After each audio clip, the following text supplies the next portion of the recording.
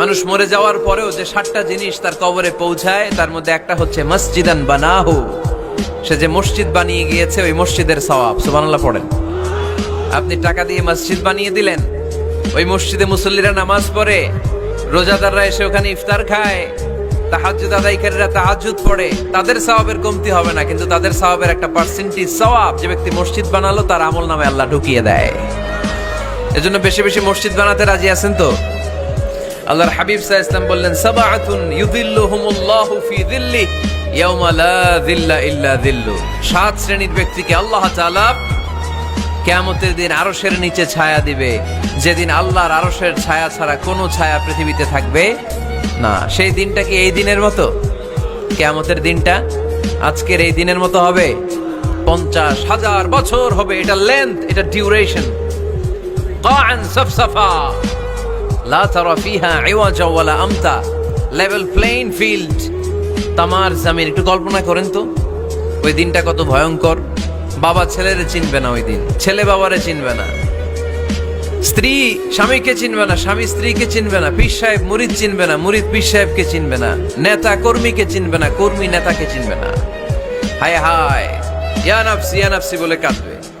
সূর্যটা মাথার কাছে চলে আসবে, সূর্যের তাপে মাথার মগজগুলো গলে গলে নাকের ছিদ্র আর কানের ছিদ্র দিয়ে টপ টপ করে বেয়ে বেয়ে পড়বে। তৃষ্ণায় মানুষগুলো পাগল পাড়া, জিহ্বাটা বের হয়ে নাভি পর্যন্ত ঝুলতে থাকবে। সেদিন সবাই পাগলের মতো ছুটতে থাকবে, কোনো ছায়া নাই আল্লাহর আরশের ছায়া ছাড়া। আল্লাহর হাবিব বললেন 7 শ্রেণীর ব্যক্তিকে আল্লাহ তাআলা আরশের নিচে ছায়া দিবেন। এর মধ্যে 1 শ্রেণীর ব্যক্তি রাজুলুন কলবুহু মুআল্লাকুন বিল মাসাজিদ, ওই ব্যক্তি যার হৃদয়টা সবসময় আল্লাহর মসজিদের সাথে লেগে থাকে। মসজিদের সাথে যার হৃদয় লেগে থাকে তাকে আরশের নিচে ছায়া দিবে কে? এজন্য মসজিদের সাথে যেন আমাদের হৃদয়গুলো লেগে থাকে। অনেকেই দেখবেন এত ভালো নামাজে, জোহর পরে টেনশন করে আসরটা কই পড়বো, আসর পরে চিন্তা করে মাগরিবের সময় আমি কোথায় থাকবো, মাগরিবের সময় টেনশন, ইস এশাটা হয়ে গেলেই তো শেষ। এরকম লোক আছে না নাই? এদেরকে সেই কঠিন ভয়াবহ দিনে আরশের নিচে ছায়া দিবে কে?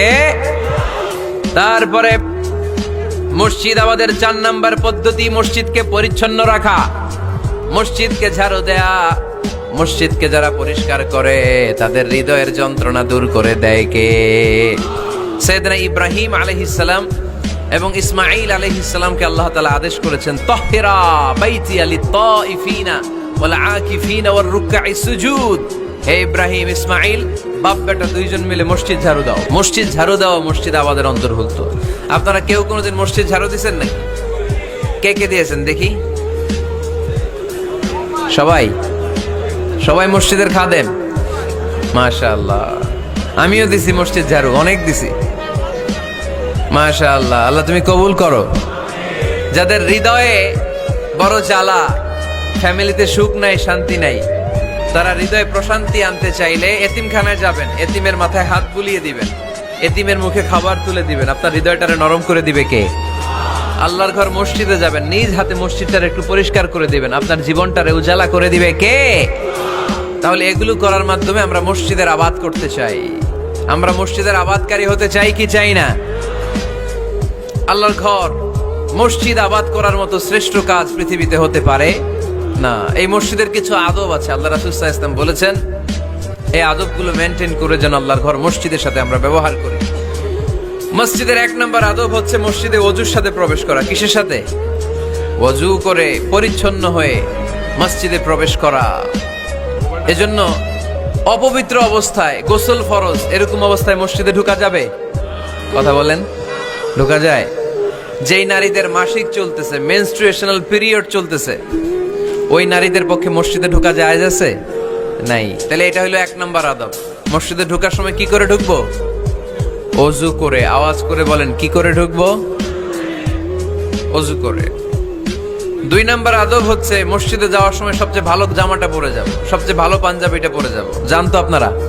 না সবচেয়ে সিরাটা পরে যান? হ্যাঁ, অনেকের নামাজের জন্য একটা পুরান জামা আছে, সিরা পাড়া, এদিকে হাত উঠালে এদিকে দেখা যায়, আছে না নাই? সবচেয়ে সিরা পাড়াটা রাখে নামাজের জন্য, কপাল পোড়া। আর সুন্নাতে খাতনার অনুষ্ঠানে গেলে মাশাআল্লাহ লেহেঙ্গা গায়ে দেয়া যায়, আছে না নাই? না, আপনি ইবাদতের জন্য সবচেয়ে সুন্দর জামাটা রাখবেন।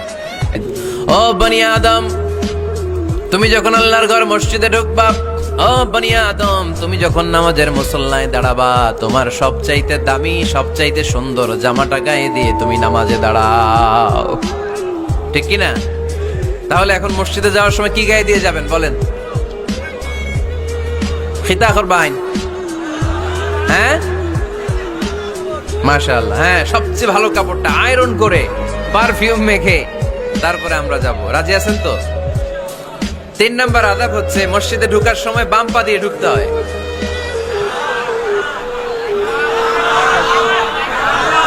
কোন পা? আরো জোরে। এদেরকে গুতা মারা লাগে, নাইলে আওয়াজ বাড়ে না, এরকম ভলিউম টাইট করতে হয়। ভলিউম হাই করলে আর পরে বাড়ে, এমনি বলতে চায় না। আর ঘটনা কি? হ্যাঁ খায় নাই। বদরের যুদ্ধ হয়েছিল রমাদানে, কোন সাহাবী খায় নাই, না খাইয়া একেবারে সাইজ করে দিছে কাফেরদেরকে। আমরা না খেলেও আমাদের হৃদয়ে ইমানি শক্তি আছে না নেই? এই তো বোঝা যাচ্ছে ইমানি শক্তি আছে। এতক্ষণ আছিল কই? তো মসজিদে ঢোকার সময় কোন পা দিয়ে? এগুলো মনে থাকে আমাদের? ভুলা যাই আমরা, খেয়াল থাকে না তো এগুলা। এত কিছু মনের মধ্যে রাখলে এগুলো মনে থাকবে কেমনে? মসজিদে ঢোকার সময় কোন পা? আরো জোরে। বেরোয়ার সময় কোন পা? মনে থাকবে। মসজিদে যখন ঢুকবেন ডান পা দিয়ে ঢুকবেন, আর দোয়া পড়বেন, আউযু বিল্লাহিল আযীম ওয়া বিওয়াজহিল কারীম ওয়া সুলতানিহিল কদীম মিনাশ শাইতানির রাজীম। বিষ্ণু ইসলাম বললেন, যে ব্যক্তি মসজিদে ঢোকার সময় এই দোয়াটা পড়বে, শয়তান আফসোস শুরু করে। সে বলে, হায় হায়, আজকের দিনের জন্য, সারা দিনের জন্য তো তুই আমার ওয়াসওয়াসা থেকে বেঁচে গেলি। আজকের সারা দিনের জন্য তোরে আমি হারালাম। আজকের সারাটা দিন আল্লাহর পক্ষ থেকে প্রোটেকশন নিয়ে তুই বেঁচে গেলি। আজকের জন্য যা, কালকে তোরে আমি ধরবো। এজন্য এই দোয়াটা পড়ার দরকার আছে না? আউযু বিল্লাহিল আযীম ওয়া বিওয়াজহিল কারীম ওয়া সুলতানিহিল কদীম মিনাশ শাইতানির রাজীম। 4টা বাক্যের দোয়া। মুখস্থ করতে কষ্ট হলে যে ইউটিউবে চলে যাবে আজকেই, ওখান থেকে শুনে আপনারা মুখস্থ করে নেবেন। এই দোয়াটা পড়বেন, তাহলে ওই দিনের জন্য শয়তানের ওয়াসওয়াসা, টেম্পটেশন, প্রভোকেশন থেকে আপনি আল্লাহ তাআলার প্রোটেকশনে চলে গেলেন। সুবহানাল্লাহ পড়েন। তারপর আল্লাহর হাবিব বললেন, ঢোকার আগে আমারে সালাম দাও। পড়বেন, আসসালামু আলাইকা আইয়ুহান নাবিয়্যু ওয়া রাহমাতুল্লাহি ওয়া বারাকাত। এই 2টা জিনিস যখন করে ফেললেন, তখন ডান পা দিয়ে পড়বেন, আল্লাহুম্মা ইফতাহ লি আবওয়াবা রাহমাতিক। সুবহানাল্লাহ পড়েন। আল্লাহুম্মা ইফতাহ লি, ও আল্লাহ আমার জন্য তুমি খুলে দাও আবওয়াবা রাহমাতিক, তোমার রহমতের দরজা। তার মানে মসজিদে ঢুকলে রহমত পাওয়া যায় কি যায় না? মসজিদে ঢুকলে পাওয়া যায় রহমত। মসজিদের বাইরে রহমতের কথা আল্লাহ বলে নাই, মসজিদের ভিতরে রহমত। কোথায় রহমত? কোথায়? মসজিদের ভিতরে রহমত আছে না? তার প্রমাণ, মসজিদে ঢুকলেই শান্তি লাগে কেমন জানি, আর ঘুমে ধরে। মসজিদে ঘুমাইছেন কারা কারা দেখি? সবাই ঘুমাইছেন? আরে আমি কত ঘুমাইছি। জুমার নামাজের সময় যে কি ঘুম আসে, আসে আসে।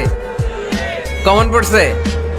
একেবারে কমন পড়ে গেছে। ঘুম আসে কারণ রহমত, রহমতের ঝিরি ঝিরি বাড়ি ধারা আল্লাহ তাআলা আরশের উপর থেকে নাজিল করতে থাকে। আর এই রহমতের কারণে হৃদয়টা প্রশান্ত হয়ে যায়, অনেকের ঘুমও চলে আসে, ঠিক কি না? এজন্য আল্লাহুম্মা ইফতাহ লি আবওয়াবা রাহমাতিক, ও আল্লাহ তোমার রহমতের দরজাগুলো আমার জন্য খুলে দাও। এই দোয়া পড়লে রহমতের দরজা খুলে দেয় কে? আবার মসজিদ থেকে যখন বের হবেন তখন কোন পা দিয়ে? জোরে বলেন। বাম পা দিয়ে কি পড়বেন? আল্লাহুম্মা ইন্নী আসআলুকা মিন ফাদলিক, ও আল্লাহ তোমার কাছে আমি তোমার পক্ষ থেকে ফদল চাই, মানে রিজিক চাই। রিজিক দেওয়ার মালিক কে? তার মানে খুব সোজা সাপটা কথা হচ্ছে, মসজিদের ভিতরে পাওয়া যায় রহমত, আর বাইরে পাওয়া যায় ফদল বা রিজিক। বাইরে পাওয়া যায় কি? রিজিক। মসজিদের ভিতরে রিজিক আছে। তার মানে সারাদিন মসজিদে বসে থাকলে রিজিক মিলবে? নামাজের সময় নামাজ পড়তে হবে, কাজের সময় কাজ করতে হবে। এটাই হচ্ছে ইসলামের বিধান। নামাজের সময় নামাজ, কাজের সময়। আমি প্রশ্ন করবো, আওয়াজ করে উত্তর দেন। নামাজের সময়, কাজের সময়। সম্মানিত ভাইয়েরা, মসজিদ পরিষ্কার পরিচ্ছন্ন রাখবেন। এই বাখুর জ্বালাবেন, দেহিনুল উদ, এই পারফিউম গুলো ছড়িয়ে দিবেন। মসজিদের মধ্যে অনেক মসজিদে দুর্গন্ধ আছে না নাই? এই কার্পেটের মধ্যে ময়লা, পরিষ্কার করে না। আল্লাহর হাবিব সাল্লাল্লাহু আলাইহি ওয়াসাল্লাম বলেছেন, খবরদার আম্মা জান আয়েশা বর্ণনা করেন, আমার রাসূলুল্লাহ সাল্লাল্লাহু আলাইহি ওয়াসাল্লাম বিবিনাইল মসজিদ ফি দুয়ার ওয়া আন তুতায়্যাবা ওয়া তুনাযযাফ, আমরা যেন এলাকা এলাকায় মসজিদ বানাই, মসজিদগুলোকে যেন পারফিউম দিয়ে, আতর দিয়ে সুগন্ধময় করে দেই। বিশ্বনবী আদেশ করেছেন, সুবহানাল্লাহ পড়ে। এজন্য কোনো অপরিচ্ছন্ন মসজিদ থাকতে পারবে না। মসজিদের পাশ দিয়ে গেলে আতরের ঘ্রাণে আমোদ হয়ে লোকজন যেন বুঝতে পারে এটা আল্লাহর ঘর, মসজিদ। চিল্লায় বলেন ঠিক কি না? এরপরে আল্লাহর হাবিব সাল্লাল্লাহু আলাইহি ওয়াসাল্লাম বলেছেন, মসজিদের আরেকটা আদব হলো মসজিদকে অতিমাত্রায় ডিজাইন না করা। বেশি ডিজাইন করা যাবে না। এমন ডিজাইন করা যাবে না যে এটা মসজিদ বোঝাই যায় না। এত লাইটিং ফাইটিং করে, এটা কি মসজিদ না কমিউনিটি সেন্টার বোঝাই যায় না। আছে না নাই? আছে। এরকম যেন আমরা না করি সম্মানিত ভাইয়েরা। বিশেষ করে মসজিদের সামনের দেয়ালে। কোন দেয়ালে? সামনের দেয়ালটা, কেবলার দিকে যেই দেয়াল, এই দেয়ালটা হতে হবে ফ্রেশ, যাতে করে মানুষের দৃষ্টি আকর্ষণ না করে। প্রায় মসজিদের দেয়ালের মাঝখানে দেখবেন আপনি ক্যালেন্ডার ঝুলায় রাখে, আছে না নাই? মৌলভীবাজারের কি অবস্থা? খিতা খবর আছে? তো এই যে ক্যালেন্ডার ঝুলায় রাখে, ওইখানে দেখবেন বিভিন্ন মসজিদের ছবি, এতিমখানার ছবি, মানুষের ছবি। তো মানুষ নামাজে পড়ে আবার ওগুলোও তাকায়, আছে না নাই? প্রথম কাতারে পরে ওইখানে কি লেখা এগুলো পরে, তার ডিস্টার্ব হচ্ছে না? এই মুসল্লির দৃষ্টি যাতে অন্যদিকে না যায়, এটা খেয়াল রাখতে হবে। যদি পারা যায় মসজিদের সামনে কোনো ঘড়ি টড়ি চলবে না। ঘড়ি মসজিদের পেছনের দেয়ালে, সময়সূচি পেছনের দেয়ালে, সব পেছনে। সময় কয়টা বাজে ওটা ইমাম দেখলেই চলবে, ইমাম এভাবে দেখে নিবে, আপনারাও দেখে নিবেন। কিন্তু সামনের দেয়ালটা যত সিম্পল করা যায়। আল্লাহর হাবিব সাল্লাল্লাহু আলাইহি ওয়াসাল্লাম নামাজ পড়া অবস্থায় সামনে এমন কিছু রাখতেন না যেটার দ্বারা আল্লাহর হাবিব সাল্লাল্লাহু আলাইহি ওয়াসাল্লামের সালাতে মনোযোগ অন্যদিকে চলে যায়। আমরা যখন সালাত পড়ি, যদি অন্যদিকে তাকাই, ফেরেশতার মাধ্যমে আল্লাহ একটা ডাক দেয়, বলে আকবিল, এই বান্দা ফিরে আয়, তোর নজর থাকা দরকার সিজদার জায়গায়, ফিরে আয়। আপনি আবার যখন অন্যদিকে তাকান, আল্লাহ বলে ফিরে আয়, সিজদার দিকে তাকা। আপনি আবার যখন ঘড়ির দিকে তাকান, আল্লাহ বলে আকবিল, ফিরে আয়, সিজদার দিকে তাকা। আপনি যখন আবার অন্যদিকে তাকান, তখন আল্লাহ বলে লা হাজাতা লি ইলা সালাতিক, তোর এই নামাজের দরকার আমার নাই। নাউজুবিল্লাহ পড়বেন না? তোর এই নামাজের দরকার আমার নাই। অজু করে কষ্ট করে যাকে খুশি করার জন্য আপনি সালাতে দাঁড়ালেন, উনি যদি বলে এই নামাজের দরকার নাই, তা কার জন্য নামাজ পড়লেন আপনি? কথা কি বুঝতে পেরেছেন? এই জন্য এলাকার গণ্যমান্য ব্যক্তিবর্গ আছে, আমাদের চেয়ারম্যান সাহেব আছে, আরো অন্যান্য বিজনেস ম্যাগনেটরা আছে, আপনারা মসজিদ যখন নির্মাণ করবেন, সামনের দেয়ালটা যত সাদামাটা হতে পারে ততই ভালো। এমনকি জায়নামাজের মধ্যে এখন কাবা ঘরের ছবি আছে না নাই? আছে না? কি মুসলমান আমরা, নিজের কাবারে নিজে লাথি মারি নামাজের আগে, মনের অজান্তে নিজের কাবাকে নিজে লাথি মারছি। এরকম জায়নামাজ ব্যবহার করা নিষেধ। চিল্লায় বলেন ঠিক কি না? সাদা ফ্রেশ জায়নামাজ বাজারজাত করেন, আপনাদের সিদ্ধান্তই ওনাদের ব্যবসা বয়কট হয়ে যাবে। আপনারা যদি এখন থেকে মসজিদের মিনারা আর কাবা ঘরের যে প্রতিকৃতি বা ছবি, এরকম ছবি সম্বলিত জায়নামাজ কিনা বন্ধ করে দেন, এদের মার্কেট থাকবে? কথা বলেন। কালকে থেকে আমরা জায়নামাজ কেনার সময় ফ্রেশ জায়নামাজ কিনবো। কোন মসজিদ, কোন মিনার, আমাদের কাবা ঘরের ছবি সম্বলিত কোন জায়নামাজ কিনা যাবে? আওয়াজ করে বলেন, যাবে? যাবে না। এগুলো হচ্ছে মসজিদের আদাব, এগুলো রক্ষা করে মসজিদে ঢোকার দরকার আছে না নাই? তাহলে মসজিদ সবার। মসজিদ আল্লাহর হাবিব সাল্লাল্লাহু আলাইহি ওয়াসাল্লাম খ্রিস্টানদেরকে মসজিদে ঢুকতে দিয়েছেন, আর আমরা মুসলমান ভাইয়ের জন্য মসজিদে তালা ঝুলাই দেই, আছে না নাই? আল্লাহর হাবিব সাল্লাল্লাহু আলাইহি ওয়াসাল্লাম কোথাও গেলেই প্রথমে মসজিদ বানাতেন। কি বানাতেন? মসজিদ বানাতেন। মক্কা থেকে হিজরত করে মদিনায় আসলেন, কোবায় থাকলেন কয়েক সপ্তাহ। কোবা পল্লীতে তিনি মসজিদ বানালেন, মসজিদ কোবা। ওখানে প্রতি শনিবার কেউ যদি অজু করে ওখানে যে 2 রাকাত নামাজ পড়ে, একটা কবুল উমরার সওয়াব আল্লাহ তাআলা তার আমলনামায় দিয়ে দেয়। মসজিদে কোবা বানালেন। তারপরে মদিনায় এসে মসজিদে নববী বানালেন আল্লাহর হাবিব সাল্লাল্লাহু আলাইহি ওয়াসাল্লাম, মসজিদে নববী। এটা ছিল আল্লাহ রাসূল সাল্লাল্লাহু আলাইহি ওয়াসাল্লামের বৈশিষ্ট্য। কোথাও গেলেই তিনি মসজিদ বানাতেন। মসজিদে নববী, হায় রে, এখন তো কত সুন্দর মসজিদ আমরা দেখি, আমরা যে সালাত পড়ি। আল্লাহর হাবিব সাল্লাল্লাহু আলাইহি সাল্লামের সময় মসজিদে নববী কি এরকম ছিল? কথা বলেন। ফ্লোর ছিল বালুর ফ্লোর। কিসের ফ্লোর? আমাদের মসজিদের ফ্লোর কিসের? টাইলস। আর আল্লাহ রাসূল সাল্লাল্লাহু আলাইহি ওয়াসাল্লামের মসজিদে নববীর ফ্লোর কিসের? কথা বলে না তো, আওয়াজ করে উত্তর দেন না কেন? কষ্ট হচ্ছে? দুপুরে খাইছেন না সবাই? কেন খান নাই কেন? রোজা রাখছিলেন? হ্যাঁ, ফজর বাদে আইছি? আচ্ছা ঠিক আছে ঠিক আছে। আচ্ছা আচ্ছা, বক্তব্য লম্বা করা এটা বেদাত।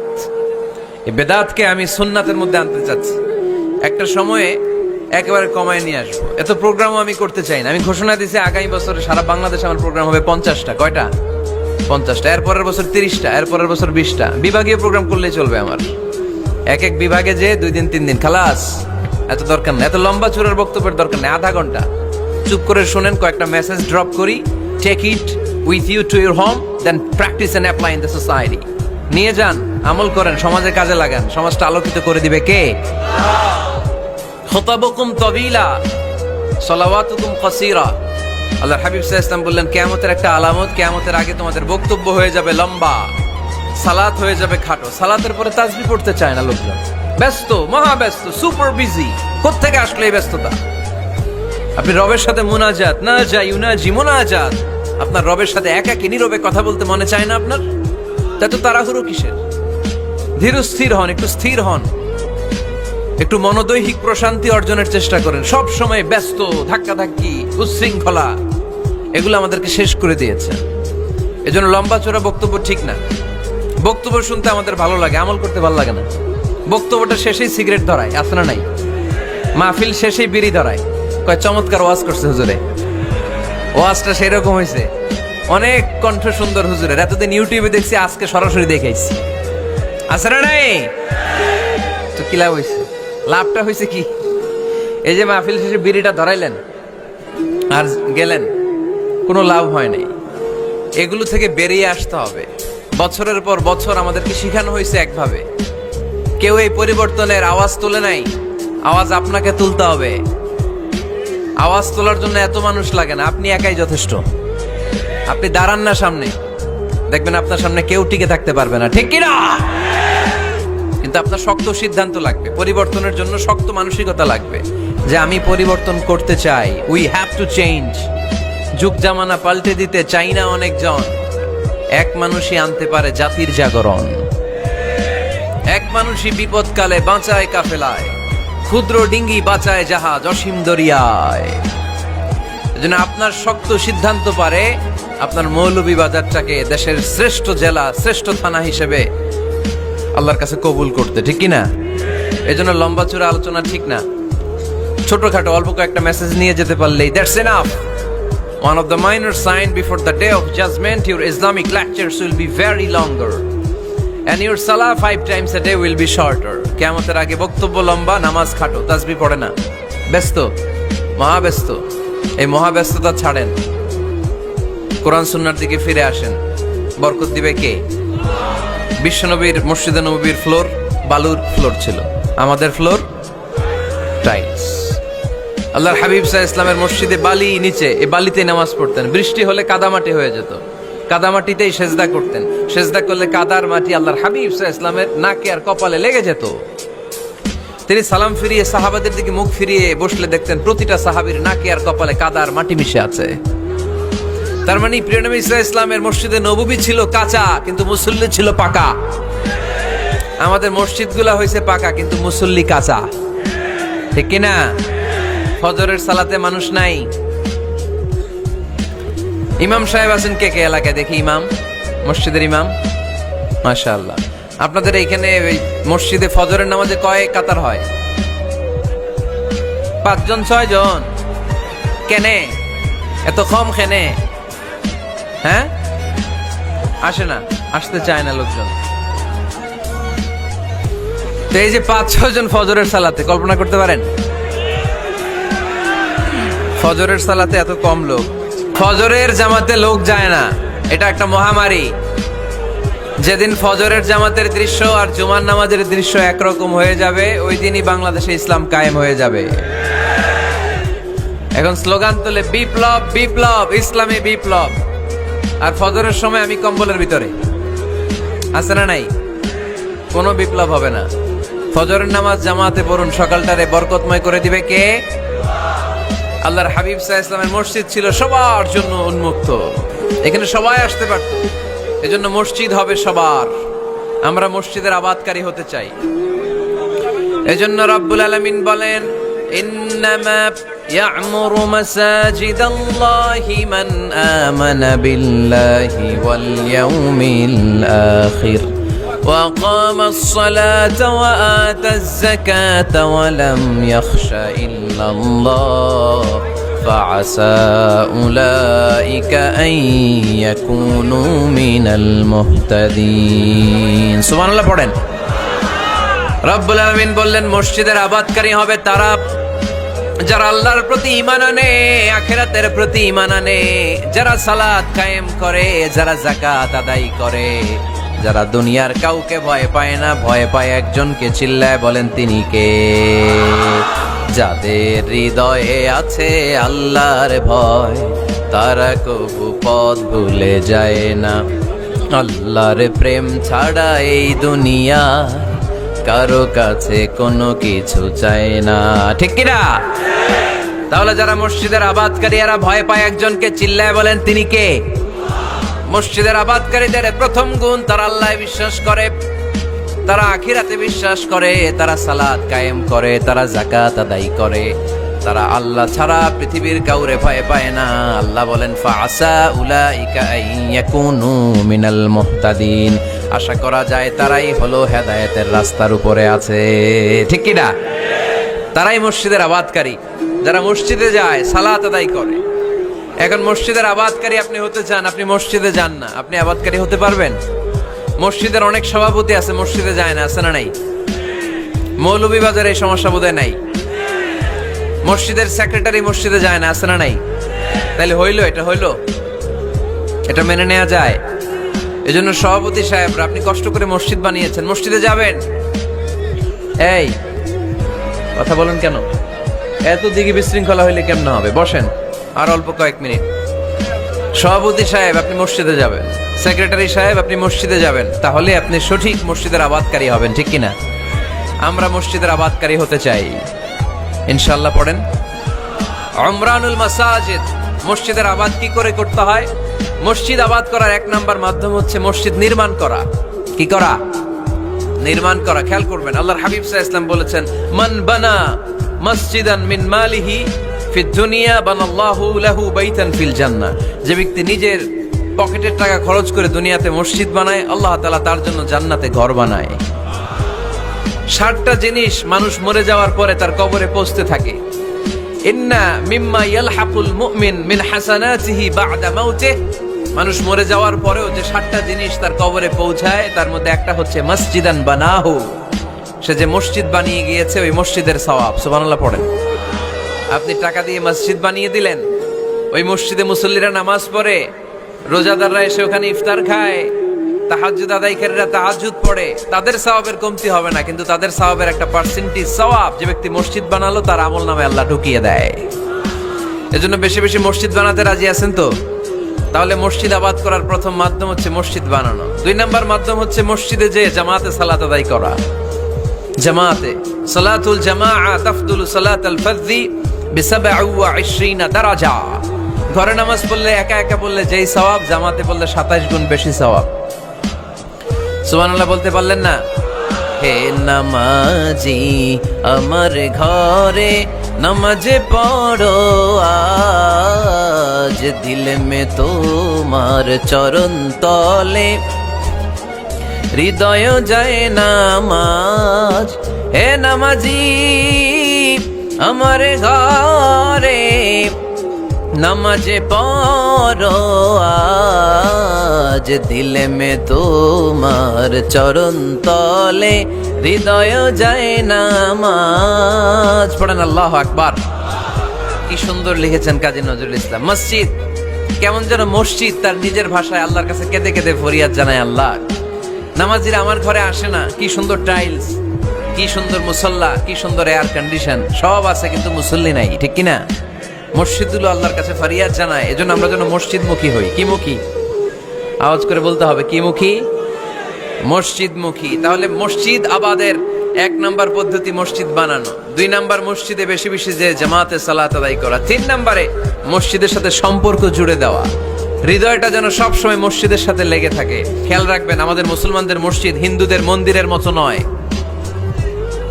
এটা মনে থাকবে এজন্য আল্লাহ বলেন ফাইদা কুদিয়াতিস সালাতু ফান্তাশিরু ফিল আরদি ওয়াবতাগু মিন ফাদলিল্লাহ। যখন তোমাদের সালাত শেষ হয়ে যায়, আল্লাহর রিজিক অন্বেষণের জন্য আল্লাহর জমিনে তোমরা ছড়িয়ে যাও। নামাজের সময় আসবেন, নামাজ শেষ বের হয়ে যান। ফান্তাশিরু ফিল আরদ, জমিনে ছড়িয়ে পড়ো। নামাজ শেষ, চেয়ারম্যান সাহেব চলে যাবে ইউনিয়ন পরিষদের ভেতরে, ছাত্ররা চলে যাবে হাই স্কুলে, মেম্বার অফ দ্য পার্লামেন্ট চলে যাবে সংসদে, সেনাবাহিনীর লোকেরা চলে যাবে ক্যান্টনমেন্টে, ব্যবসায়ীরা চলে যাবে তাদের বাজারে, সিএনজি ওয়ালারা সিএনজি নিয়ে ব্যবসা শুরু করবে, রাস্তায় নেমে যাবে, চিল্লায় বলেন ঠিক কিনা? এটাই ইসলামের বিধান। নামাজের সময় নামাজ, কাজের সময়। আচ্ছা, তাহলে প্রথম সুন্নাত পেলাম, পবিত্র হয়ে ঢুকবো, ভালো জামা পরে ঢুকবো 2 নাম্বার। 3 নাম্বার, ঢুকার সময় কোন পা, বের হওয়ার সময় 4 নাম্বার, মসজিদে ঢুকেই 2 রাকাত। মসজিদে ঢুকে কয় রাকাত পড়েন আপনারা? তাহিয়াতুল মসজিদ, মসজিদে আপনি ওয়েলকাম জানাবেন, ঢুকেই 2 রাকাত পড়বেন, ওযু করলেই 2 রাকাত। আল্লাহর হাবিব সাল্লাল্লাহু আলাইহি ওয়াসাল্লাম মসজিদে নববীতে জুমার খুতবা দিচ্ছেন। খুতবা চলাকালীন সময়ে এক সাহাবী এসে মসজিদের মধ্যে বসে পড়লেন। আল্লাহর হাবিব সাল্লাল্লাহু আলাইহি ওয়াসাল্লাম সাহাবীরে বললেন দাঁড়াও। সাহাবী দাঁড়ালেন। আল্লাহর নবী জিজ্ঞেস করলেন কেন বসে বললা, 2 রাকাত পড়ছো নাকি? সাহাবী বলে পড়ি নাই। বিশ্বনবী বললেন তাহলে তাড়াতাড়ি 2 রাকাত নামাজ পড়ে বসে যাও। সুবহানাল্লাহ পড়ে। 2 রাকাত পড়ো নাই তো পড়ো, দাঁড়াও, তারপরে বসো। দেখেন খুতবা চলাকালীন সময়ে আমাদের খতিবরা কখনো খুতবা থামায়? কথা বুঝেন নাই? জুমার খুতবা আপনারা শোনেন না? খুতবা চলতেছে, ওই মুহূর্তে ইমাম সাহেবরা কখনো খুতবা থামায়? মাঝখানে কোনো ঝামেলা হইলে থামায় না। প্রথম খুতবা শেষ, বসে, তারপরে দ্বিতীয় খুতবা। খুতবার মাঝখানে কোনো থামাথামি নাই। কিন্তু আল্লাহর হাবিব সাল্লাল্লাহু আলাইহি সাল্লাম কেমন খতিব ছিলেন দেখেন। আল্লাহর হাবিব সাল্লাল্লাহু আলাইহি সাল্লামের খুতবা দেওয়ার স্টাইল এন্ড অ্যাটিটিউড এবং আমাদের খুতবা দেওয়ার স্টাইল এন্ড অ্যাটিটিউড, আল্লাহ রাসূল সাল্লাল্লাহু আলাইহি সাল্লামেরটা কত প্রাণবন্ত ছিল। আল্লাহ রাসূল সাল্লাল্লাহু আলাইহি সাল্লাম সোসাইটি ওরিয়েন্টেড একজন পার্সোনালিটি ছিলেন, সমাজের মানুষ কেন্দ্রিক, খুব সামাজিক ছিলেন আল্লাহ রাসূল সাল্লাল্লাহু আলাইহি সাল্লাম। তিনি দেখলেন একজন বসে পড়ছে, উনি খুতবা থামায় দিলেন। জুমার খুতবা থামায় বললেন এই নামাজ পড়ছো না, পড়ো 2 রাকাত পড়ো। আবার খুতবা শুরু করলেন। সুবহানাল্লাহ পড়বেন না? একবার তিনি খুতবা দিচ্ছেন, দেখলেন আল্লাহ রাসূল সাল্লাল্লাহু আলাইহি ওয়াসাল্লামের 2 জন নাতি হাসান আর হুসাইন রাদিয়াল্লাহু তাআলা আনহুমা, ছোট্ট মানুষ, কাতারের ভিতরে ঢুকে কোন সাহাবী টুপি টান দেয়, কারো পাগড়ি ধরে টান দেয়, একজন এদিকে দৌড় দেয়, আরেকজন ওদিকে দৌড় দেয়। মসজিদে একটা ডিস্টার্ব হচ্ছে। আল্লাহর হাবিব সাল্লাল্লাহু আলাইহি ওয়াসাল্লাম খুতবা থামিয়ে দিলেন, মিম্বার থেকে নেমে আসলেন, 2 নাতিকে 2 হাতে ধরলেন, ধরে আস্তে করে জান্নাতের এই 2 সর্দারকে নিয়ে মিম্বারের উপরে দাঁড়ালেন। এই হাতে এই নাতি, ওই হাতে আরেক নাতি। এরপর দাঁড়িয়ে দাঁড়িয়ে তিনি বাকি খুতবা দিলেন। পড়েন সুবহানাল্লাহ। কত প্রাণবন্ত খুতবা। উনিও খুতবা দিতেন, আমরাও খুতবা দেই। আল্লাহর হাবিব সাল্লাল্লাহু আলাইহি ওয়াসাল্লাম খুতবা দিচ্ছেন। এক সাহাবী এসে বলল ইয়া রাসূলুল্লাহ, মদিনায় দুর্ভিক্ষ, বৃষ্টি নাই, আপনি বৃষ্টির দোয়া করেন। রাসূল সাল্লাল্লাহু আলাইহি ওয়াসাল্লাম খুতবা থামায় দিলেন, থামায় দিয়ে দোয়া শুরু করলেন। আল্লাহুম্মা আসকিনা গাইসান মুগীসান মারিআন মুরিআন নাফিআন গায়রা দার আজিলান গায়রা আজল। আল্লাহ উপকারী বৃষ্টি দেন, যে বৃষ্টিতে আমাদের ফসল জন্মাবে, সবুজ ঘাস লতা পাতা জন্মাবে, আমাদের গবাদি পশুর রিজিক বাড়বে। এরকম উপকারী বৃষ্টি আমাদেরকে দিয়ে মদিনাটারে ধন্য করে দেন। বৃষ্টি শুরু হলো।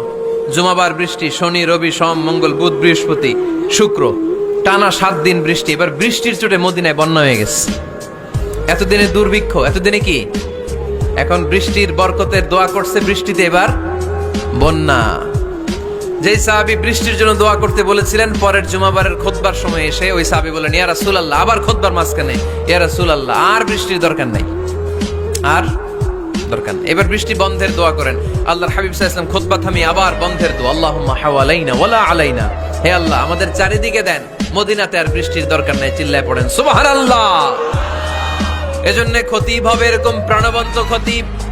সমাজে কি চলে, কি ক্রাইসিস, কি সংকট, ইয়াংরা কোন সমস্যায় ভোগে, আমাদের রাজনৈতিক অঙ্গনে কি সমস্যা, আমাদের অর্থনৈতিক অঙ্গনে কি সমস্যা, আমাদের সামাজিক অঙ্গনে কি সমস্যা, আমাদের পরিবারগুলোর ভেতরে কি ঝামেলা, প্রত্যেকটা কথা মসজিদের মিম্বার থেকে আসার দরকার আছে না নাই?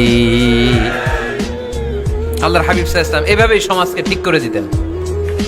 2 রাকাত মসজিদে ঢুকে আজকে থেকে আমরা পড়ব। মসজিদে ঢুকলেই কয় রাকাত মনে থাকবে না ভুলে যাবেন? তারপরে আল্লাহর হাবিব সাল্লাল্লাহু আলাইহি ওয়াসাল্লাম বলেছেন, খবরদার কবরের উপর মসজিদ বানিও না। কবরস্থান একদিকে, মসজিদ আর একদিকে। কিন্তু বাংলাদেশে মসজিদের সাথে কবর মেলানো আছে না নাই? ছোট্ট একটা মসজিদ, কিন্তু এত বড় বাবার কবর আছে না নাই? না, এগুলো করবেন না আপনি। আগে হবে মসজিদ, পরে কবরস্থান। যেমন মসজিদে নববী হয়েছে আগে, তারপরে বিশ্বনবীর কবর এখানে আছে না নাই? মসজিদে নববী প্রতিষ্ঠিত হয়েছে আগে, পরে বাকি কবরস্থান আছে না নাই? কিন্তু কোন আল্লাহর ওলির কবরস্থানের উপরে যদি মসজিদ বানান, তার উপর লানাত দিয়েছে কে? লাআনা রাসূলুল্লাহ আলাল ইয়াহুদ ওয়ান নাসারা ইত্তাখাযু কুবুর আমবিয়াইহিম মাসাজিদা। আল্লাহর রাসূলের লানত ইহুদি নাসারাদের উপর, কারণ ইহুদি আর নাসারাদের একটা খাসলাত, একটা বৈশিষ্ট্য ছিল, তারা তাদের নবীদের কবরের উপরে মসজিদ বানায় ফেলতো। এটা করা যাবে? এজন্য এলাকায় এলাকায় এই ঝামেলা, কবর আর মসজিদ হবে আলাদা। আবার মসজিদের কেবলার দিকে যেন কবরস্থান না হয়, তাহলে শিরক হওয়ার সম্ভাবনা আছে না নাই? খুব সাবধান, আল্লাহ সব মাফ করে কিন্তু শিরক মাফ করে না, ঠিক কি না? শিরক হচ্ছে মহাপাপ, সব পাপের বাপ। এজন্য আমরা সব করলেও শিরকের গুনাহ মুসলমান কখনো করতে পারে। এরপর আল্লাহর হাবিব বললেন, মসজিদকে পরিষ্কার পরিচ্ছন্ন রাখো। এটাও মসজিদের আদাব। মসজিদে আতর লাগিয়ে দেন, বাখুর জ্বালিয়ে দেন।